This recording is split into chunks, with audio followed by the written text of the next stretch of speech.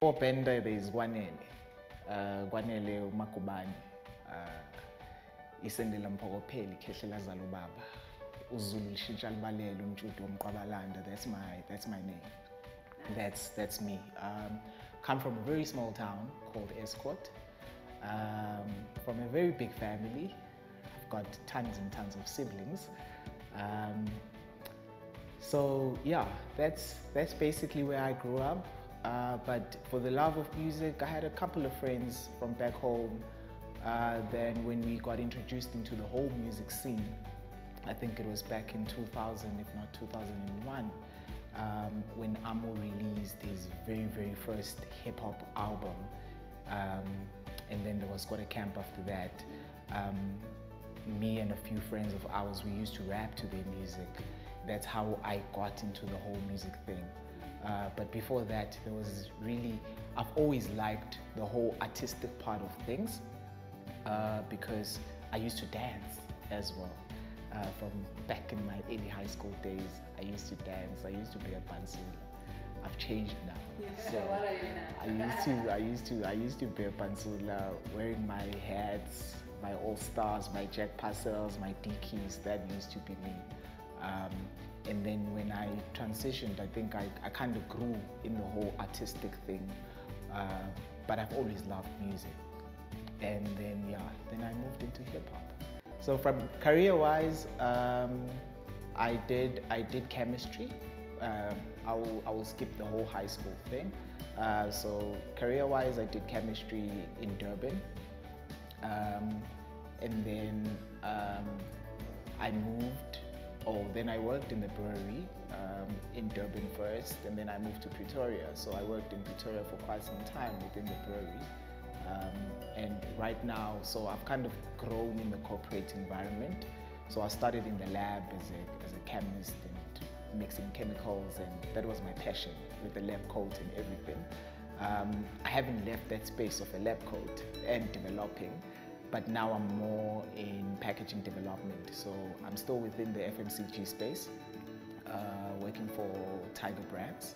So I'm with Tiger Brands now as the packaging development person, doing the artwork in the beverages sector. So the auras that you have in your kitchen, the halls, the energy, that goes through me in terms of sign off and the colors and doing trials and the designs and all of that. So that's where I am right now.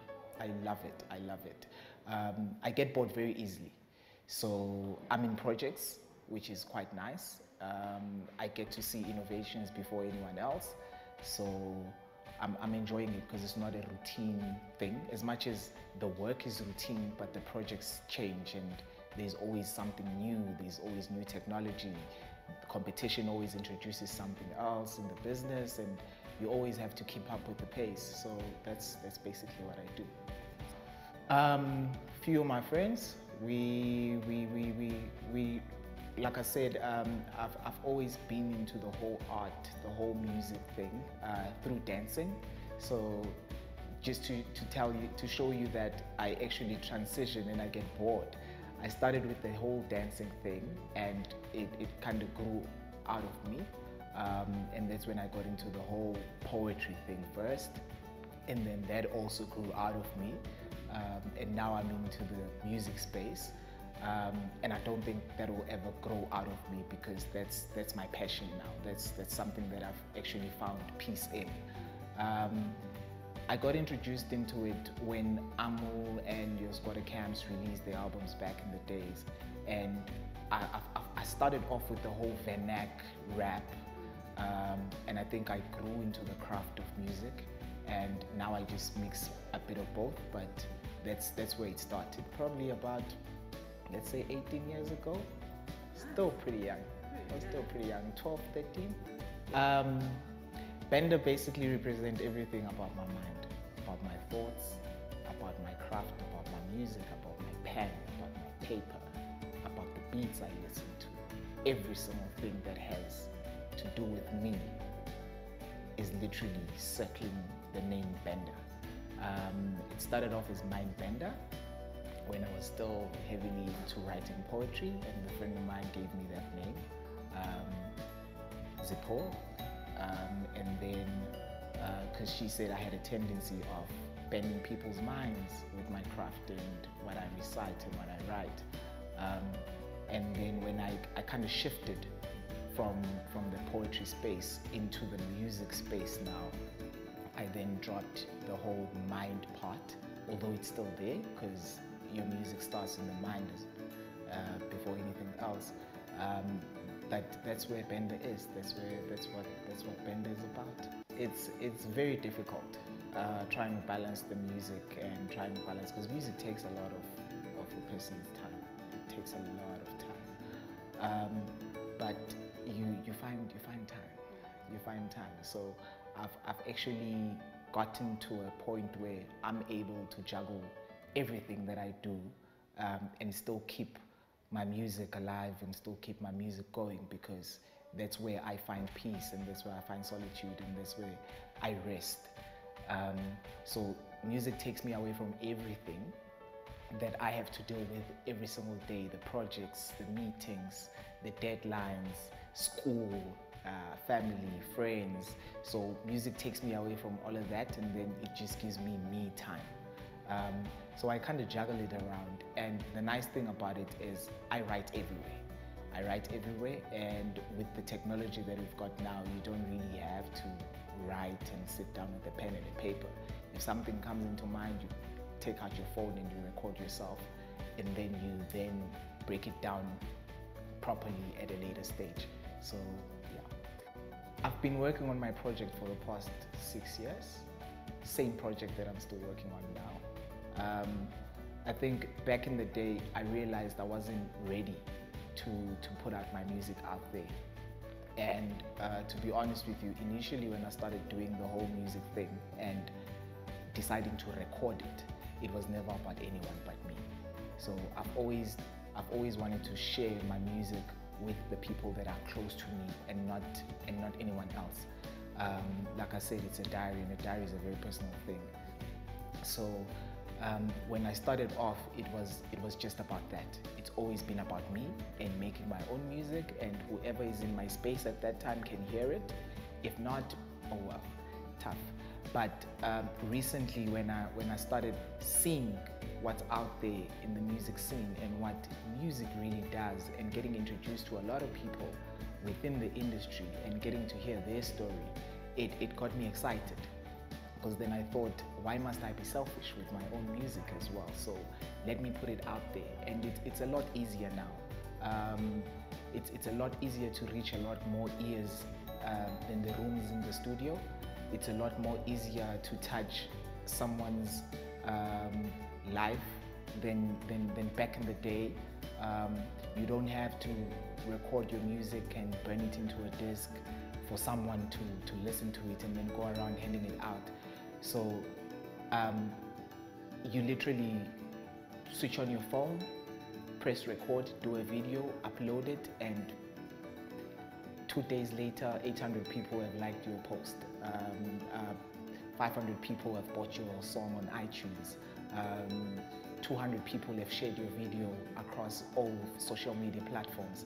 And that's basically what you do nowadays. It's not hard at all. It's not hard at all. It's everywhere. I wouldn't say it's moving to a certain direction, because there's a lot of influence now with music. Lifestyle influences the music. Other genres of music influence the kind of music that we do. Fashion influences it. The news, everything, whatever is out there, whatever is trending at the time, could literally be something that you rap about or you talk about in your music. So there's a lot of room in music. I won't lie to you. From what I've experienced, there's a lot of room. There's room for people that want to make club music. There's room for people that just want to make chilled music that you listen to on a Sunday, but it's still hip hop.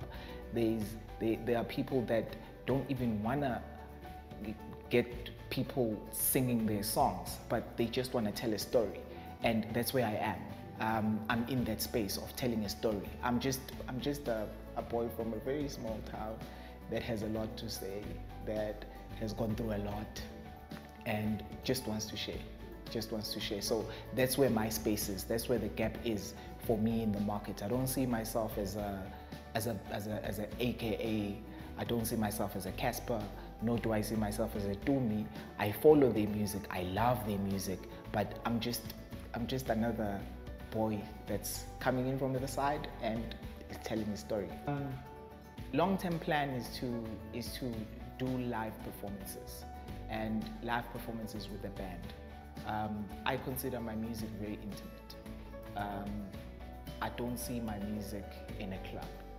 I don't see my music playing in a 21-year-old's car with his friends going to a turn-up. I don't make that kind of music. I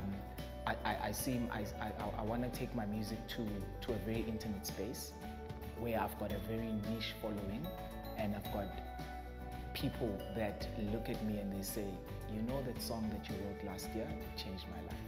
That's where I want to go. And as much as I'm doing it now on social media and trying to reach as many ears as I possibly can, the long-term goal is to be in intimate spaces, perform in very chilled places where people go to listen to music rather than going out to have fun and club and go home and sleep. So I want to be in a corporate environment of the music scene, where I get pulled in to just tell my story and have people relate to it. That's the long-term goal. Everything. My mind makes me unlimited. My heart makes me unlimited. My passion makes me unlimited. The drive for the music and the story that I have makes me unlimited. So I have no boundaries. I say what I think, and I do what I believe in, and I'm my biggest fan. So that's what makes me unlimited. The drive that I have as a person, as a musician, as a friend, as a brother, as a child to someone. That's what defines me, and that's what makes me unlimited.